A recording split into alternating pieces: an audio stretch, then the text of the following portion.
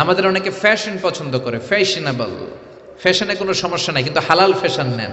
মেয়েরা যারা ফ্যাশন পছন্দ করে সমস্যা নাই, তুমি সুন্দর বোরকা পরবা, তোমার বোরকা হতে হবে ঢিলে ঢালা, টাইট ফিটিং বোরকা পরা যাবে না। টাইট ফিটিং বোরকা আছে না নাই? বিষ্ণু বলেছেন কাসিয়াতুন আরিয়াত মা ইলাতুন মুমিলাত, কিয়ামতের আগে বোরকাও পরবে, আবার দেহের সব অঙ্গ বোঝা যাবে। তার মানে এমন টাইট ফিটিং বোরকা, দূর থেকে দেহের সব উঁচু নিচু ভাঁজগুলো টের পাওয়া যায়, এরকম আছে না নাই? আছি আমরা কোন জামানায়, লাজ শরম গেছে হারায়। আছি আমরা কোন জামানায়, লাজ শরম গেছে হারায়। পাতলা শাড়ির বাহার পাখি ড্রেস লেহেঙ্গা, পোশাক দেখে নারীর লাজে মরে যাই, হায় হায়। আছি আমরা কোন জামানায়, লাজ শরম গেছে হারায়। ঠিক কি না?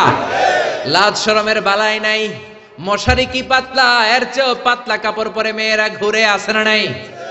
এই জন্য ভাইয়েরা, বড় ভাইয়েরা, বাবারা, মেয়ে কোনো আবদার করলে সব আবদার শোনা যাবে? মেয়ে যদি আবদার করে বাবা আমারে পাখি ড্রেস কিনা দাও, দেয়া যাবে? জোরে বলেন।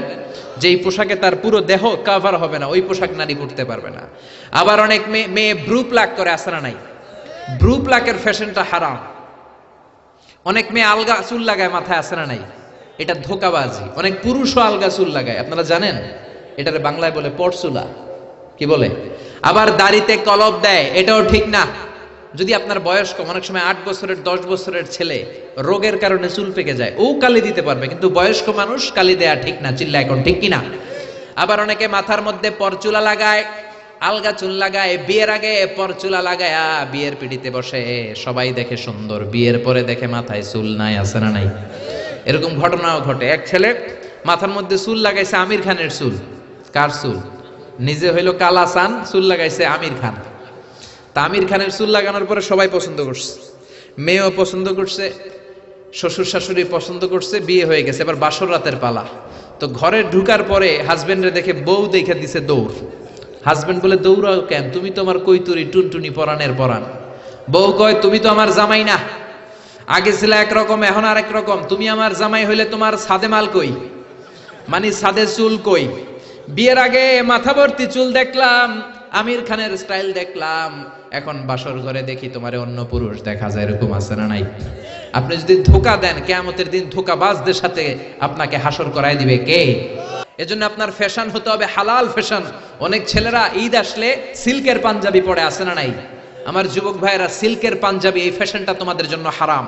যুবকরা হাতে স্বর্ণের আংটি পরে, গলায় চেইন পরে, মেড অফ গোল্ড, স্বর্ণ দিয়ে বানানো যে কোনো জিনিস ইউজ করা, তারপরে সিল্কের কোনো জামা পরা ছেলেদের জন্য হারাম করেছে কে?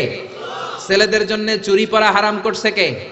অনেক ছেলে চুরি পরে, ব্রেসলেট পরে, আছে না নাই? কানের মধ্যে দুল লাগায়, আছে না নাই? কুমিল্লা শহরে নাই? কুমিল্লাতেও আছে, দেখবেন কানে দুল লাগায় অনেক ছেলে, এই জায়গায়ও লাগায়। আবার এরপরে ট্যাটু লাগায় অনেকে। ট্যাটু চিনেন? ট্যাটু ইয়াং ছেলেরা এগুলো বুঝবে, মুরব্বীরা আপনারা বুঝবেন না। স্টিকার, আর মুরব্বীরাও বুঝে, মাশাআল্লাহ। এটা দামি স্টিকার। এখন 80,000 টাকা দামের ট্যাটু আসছে ঢাকায়। এটা ইলেকট্রিক্যাল শক দিয়ে, নিডল দিয়ে, ডাইং এর মাধ্যমে রং দিয়ে এই ট্যাটুটা বানায়। কোনো মুসলমানের বাচ্চা এই ট্যাটু গায়ের মধ্যে লাগাতে পারে? এই ট্যাটু লাগালে কোনো ইবাদত তোমার কবুল হবে? তার মানে তুমি যে ফ্যাশন গুলো করবা, ইউর ফ্যাশন শুড বি হালাল, ইউর ড্রেস শুড বি হালাল। ছেলেরা অর্নামেন্টস পড়তে পারবে না, ব্রেসলেট লাগাতে পারবে না, সিল্কের পাঞ্জাবি পড়তে পারবে না, স্বর্ণের কিছু ব্যবহার করতে পারবে না। এছাড়া তুমি তোমার নাভি থেকে হাঁটু পর্যন্ত ঢেকে সব ধরনের ফ্যাশন তুমি নিতে পারো।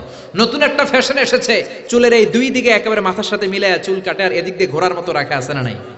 আমি এটার নাম দিয়েছি হর্স কাটিং। কি কাটিং? ঘোড়া কাটিং।